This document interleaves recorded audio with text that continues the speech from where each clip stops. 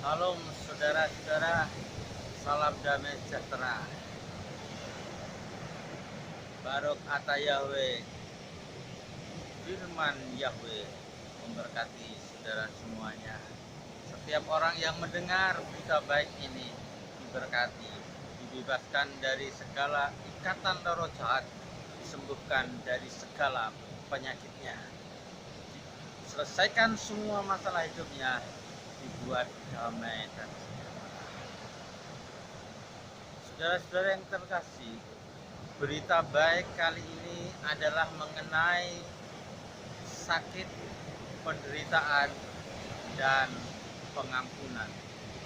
Saudara-saudara, satu kehidupan adalah hubungan satu dengan yang lain sering mengalami yang namanya gangguan, terutama hubungan dengan orang-orang yang terdekat, antara suami dan istri, antara orang tua dan anak-anak, antar anak, antar teman kerja, antar teman gereja, antar pengurus organisasi, antar saudara-saudara di dalam kekerabatan, juga di dalam kemasyarakatan.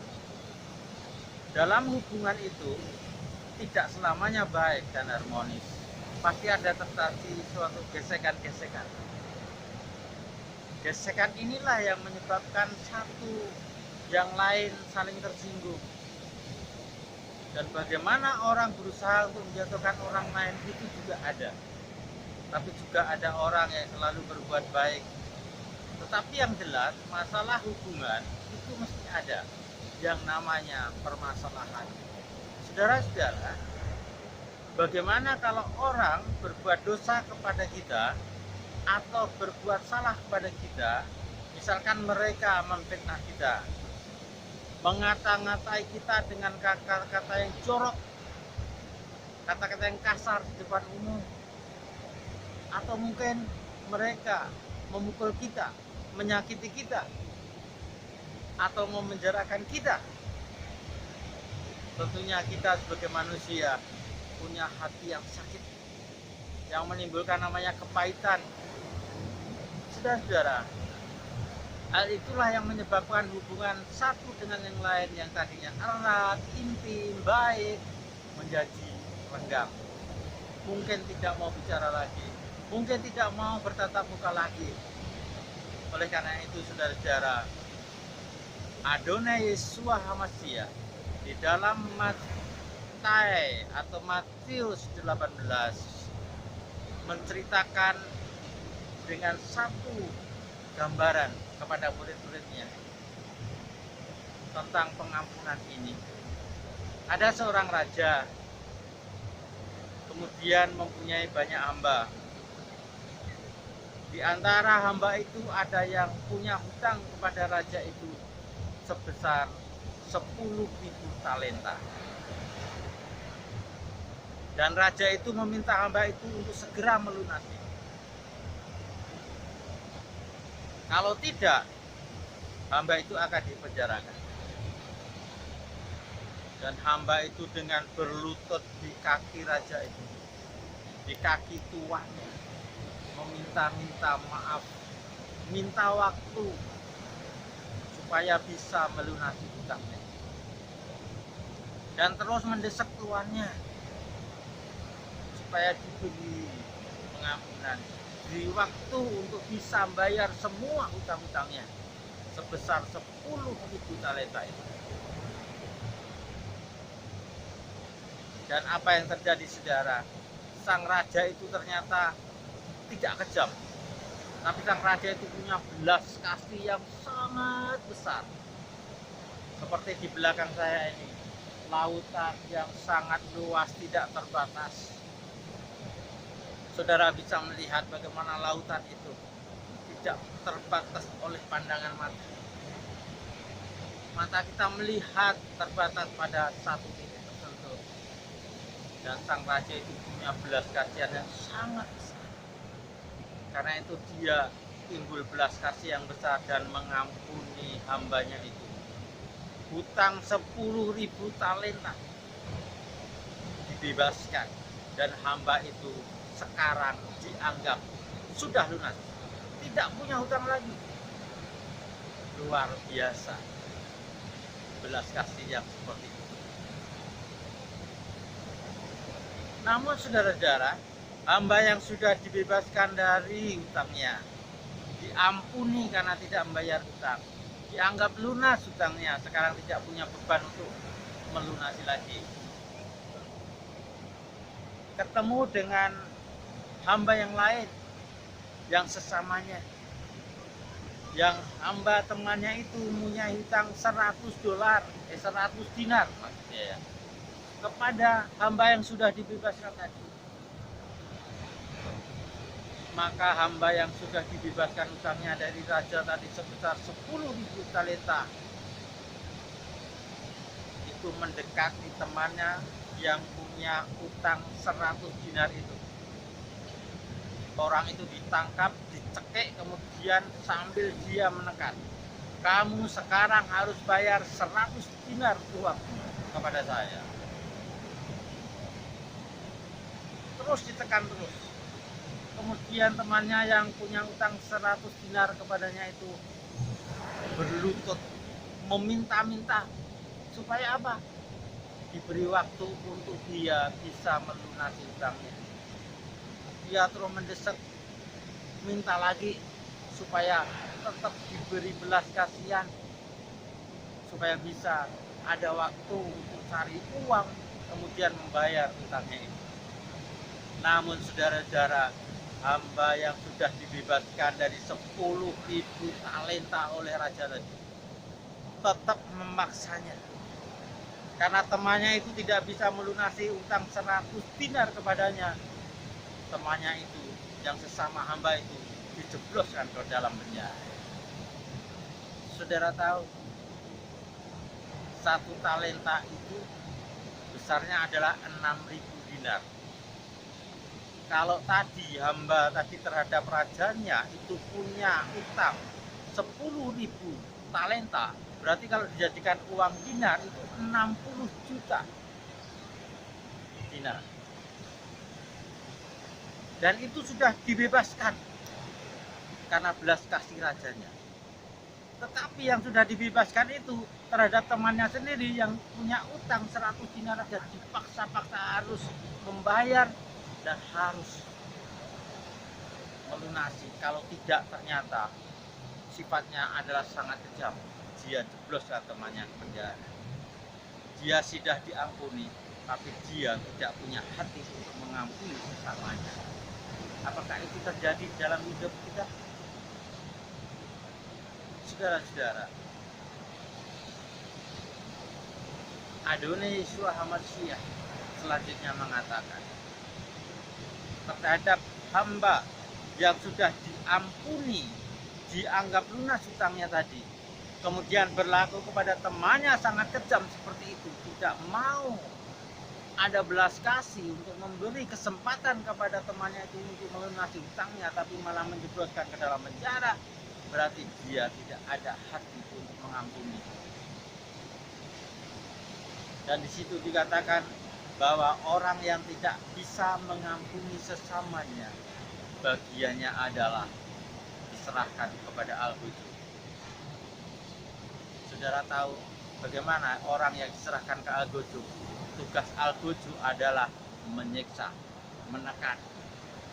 Itulah Al-Ghujju. Orang yang sudah diserahkan kepada Al-Ghujju oleh seorang raja atau penguasa, maka orang yang sudah diserahkan kepada Al-Ghujju itu akan mengalami penderitaan, sakit, mungkin dipukul, ditendang, ditempeleng,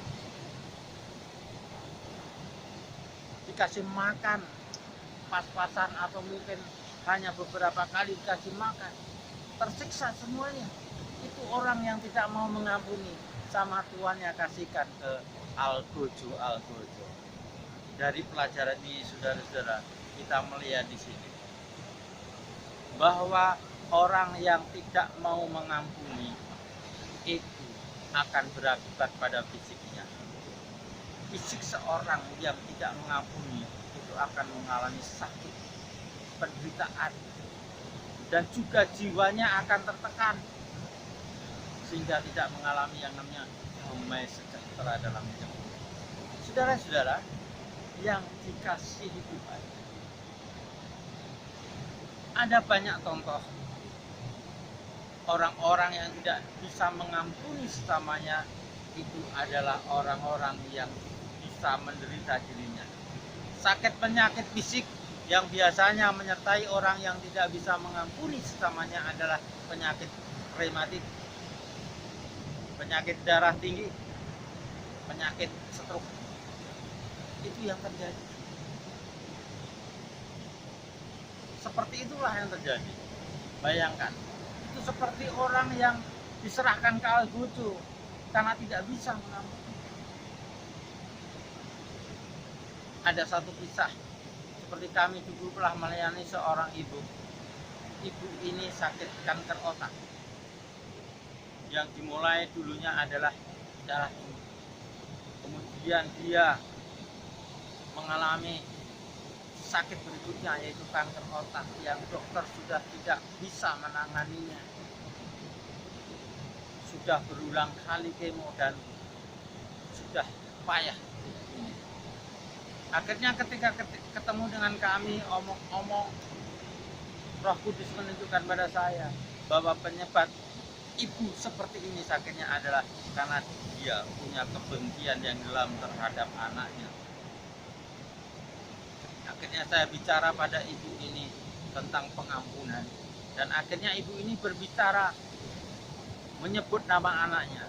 Ketika menyebut nama anaknya, ibu yang sakit ini bisa seperti orang segar itu menuju kemarahan yang luar biasa.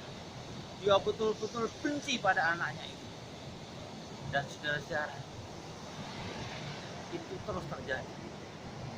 Ketika ibu itu minta saya untuk mendoakannya, saya berkata, sakit ini ada kaitannya dengan sikap ibu, yaitu tidak mau mengampuni. Maka ibu itu mengatakan, saya di sini minta Bapak datang untuk mendoakan saya supaya sembuh, bukan untuk urusan pengampunan hubungan saya dengan anak saya. Itu hubungan pribadi, Bapak nggak usah ikut campur. Ya, saudara-saudara, itulah yang terjadi. Dan saya mengatakan pada ibu itu, kalau ibu mau sembuh, beresi dulu pengampunan itu. Kalau tidak, kami tidak akan berdoa. Dan beberapa saat akhirnya ibu itu mau terus terang. Ketika saya katakan siapa nama ibu, anaknya yang ibu benci selama ini, ibu ini tidak mau mengatakan. Dia menunjukkan kebencian dengan kata-kata kasar saat itu, yang mencuat sakit. Dengan adanya kebencian itu menjadi timbul semangat untuk kebenciannya muncul. Dan yang terjadi apa, saudara? Ketika dia mulai bisa memanggil nama anaknya itu, yang terjadi adalah dia semakin marah. Semakin kata-katanya sangat tidak pantas ucapan depan saya saat itu. Dan saya katakan, ibu, tirukan saya berdoa. Saya menyebut nama anak itu, kemudian saya menuntun ibu itu untuk mengampuni segala apa yang pernah diperbuat anaknya kepada ibunya itu. Tetapi ibu itu keberatan, sangat berat untuk mengucapkan kata-kata untuk mengampuni anak itu. Tapi pada akhirnya ibu itu bisa memanggil anaknya, kemudian menyebutkan apa yang sudah diperbuat anaknya. Kemudian ibu ini bisa mengatakan, mulai sekarang aku mengampunimu, di dalam doa seperti itu. Dan dia mulai menangis. Dia mulai menangis dan menangis. Dan saat itulah saya menuntun ibu itu untuk minta pengampunan kepada Bapak Yahweh. Dan dengan berat akhirnya ibu itu bisa meminta pengampunan. Setelah mengampuni anaknya, mencabut kata-kata kotor, kata-kata kutukan kepada anaknya tadi.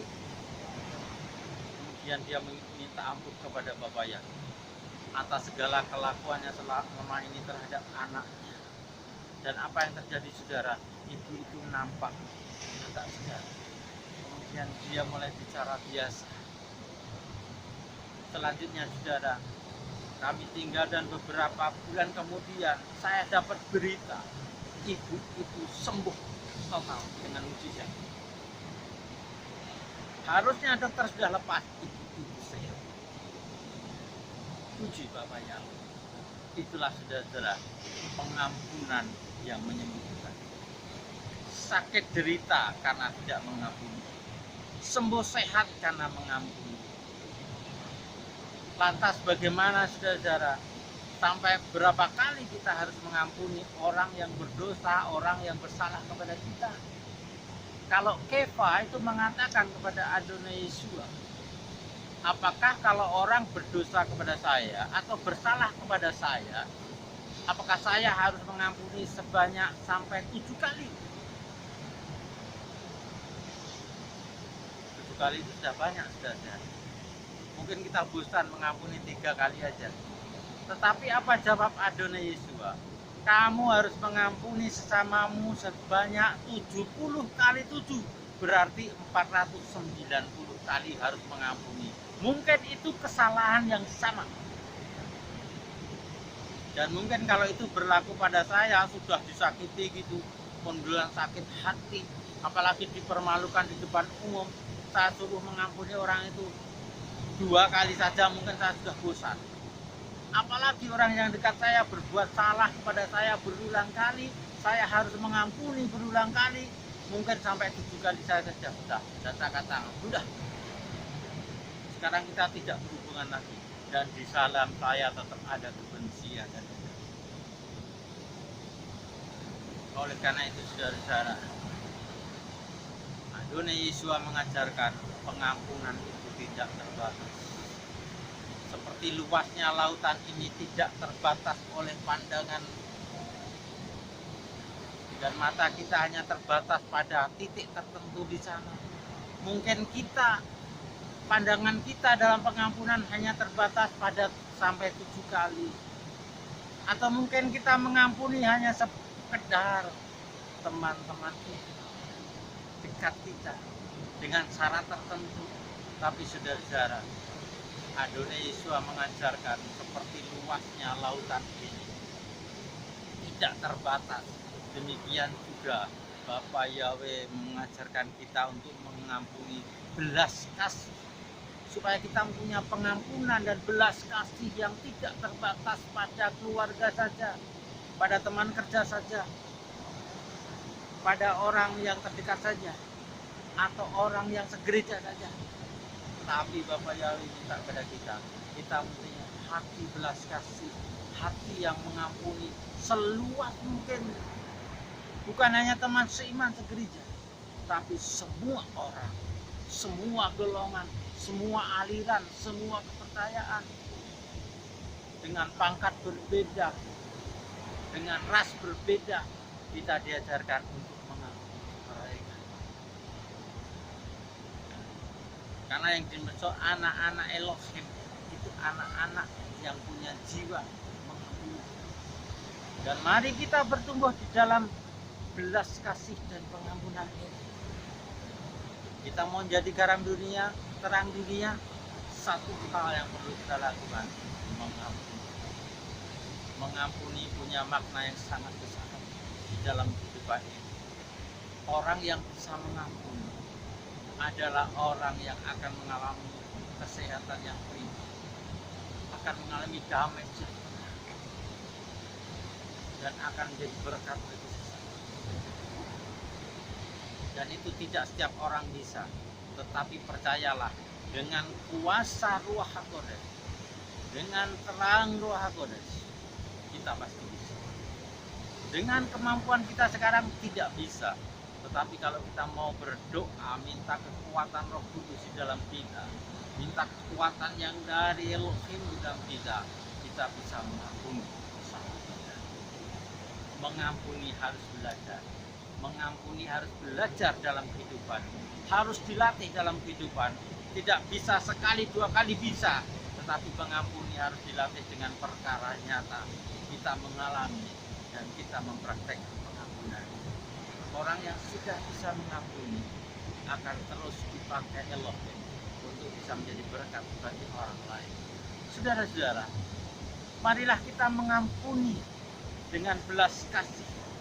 Marilah kita mengampuni orang yang bersalah kepada kita, orang yang berbuat dosa kepada kita dengan belas kasih yang dari Elohim. Marilah kita mengampuni dan terus belajar mengampuni, karena kita sendiri juga banyak berbuat salah kepada orang lain, dan kita sudah diampuni oleh Yesus HaMasiah. Dan Elohim kalau mengampuni itu seperti awan yang tertiup angin, tidak ada bekasnya. Demikian juga pengampunan yang diajarkan Bapa kepada kita adalah, kalau kita katakan mengampuni sesama kita yang berbuat salah kepada kita, berarti satu, kita harus melupakan kesalahan orang lain yang pernah dibuat kepada kita. Satu. Yang kedua, kita mencoba berdamai dengan mereka. Yang ketiga, kita mendoakan memberkati mereka. Yang keempat, kita hidup biasa dengan mereka. Di dalam kita tidak ada lagi kebencian, tidak ada lagi rasa dendam, tidak ada lagi sakit hati. Itulah yang terjadi. Tapi kalau kita katakan aku sudah mengampuni, tetapi di dalam kita masih ada rasa benci kepada orang yang kita katakan sudah diampuni, itu berarti itu bohong. Orang yang mengatakan mengampuni adalah orang yang bisa melupakan kesalahan orang lain. Tidak ada lagi dalam otak kita. Kesalahan-kesalahan orang lain itu tidak ada melekat dalam kita, tapi sudah bebas dari kita. Dan kalau demikian, kita memandang orang yang pernah bersalah pada kita itu orang yang baik, dan kita berdamai dengan mereka. Kita berdoa untuk mereka, kita mengasihi mereka yang pernah berbuat kepada kita kesalahan-kesalahan itu. Itulah yang diajarkan namanya mengampuni. Jadi mengampuni tidak hanya di dalam doa, di dalam ucapan saya sudah mengampuni, tapi mengampuni adalah hal yang harus terjadi. Kelepasan semua rasa sakit, semua kata-kata, semua tindakan yang dibuat orang lain kepada kita yang sangat menyakitkan harus bebas dari otak dan hati kita, bersih dalam kita. Itu namanya mengampuni. Puji Bapa Yahweh, kita diajar untuk mengampuni. Mari kita belajar mengampuni dengan rendah hati. Mari kita belajar mengampuni. Mari kita mengampuni. Mintalah Roh Kudus menguatkan hati, sikap, rencanamu, dan tindakanmu untuk diberkati. Kalau engkau punya hati, punya semangat mengampuni, belajarlah untuk mengampuni. Dan kalau saudara sekarang mengalami sakit yang karena berkaitan dengan pengampunan, mintalah ampun kepada Bapa, dan ampunilah orang yang pernah berbuat dosa atau salah kepadamu. Bapa akan memulihkan hidupmu, engkau sehat damai sejahtera. Puji Bapa Yahweh. Berkat berita pengampunan ini menjadikan saudara diberkati. Roh Kudus akan menuntun saudara. Roh Kudus akan memberkati saudara. Dalam nama Yesus HaMasiah, Bapa Yahweh mencurahkan berkat atasmu. Dicurahkan atas engkau setiap pendengar yang melihat berita ini. Diberkati hati dan jiwamu, tubuhmu, diberkati Bapa. Turun atas seluruh roh pengampunan, roh damai sejahtera dan belas kasih. Dalam nama Yesus HaMasiah terjadi atasmu berkat ini. Haleluya. Amin.